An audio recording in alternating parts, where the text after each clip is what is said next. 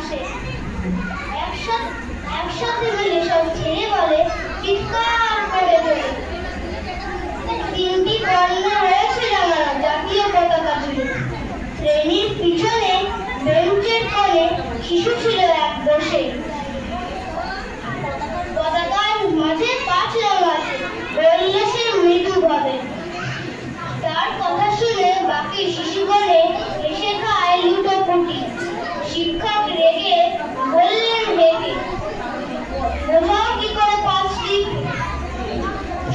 মাথা নিচু করে সরল শিশুটি বলে, উপরে গেরুয়া, মাঝখানে সাদা, সবুজ আছে তার তলে। শিক্ষক বললেন, এই নিয়ে আর আছে আঁকা গোলাকার চাকা, নীল রং আছে এতে।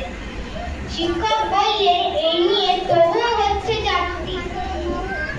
সরল শিশুটি বলল তখন, রং আর এক আছে, লাল লাল ছোট দাগ দেখা যায় ওই পতাকার মাঝে।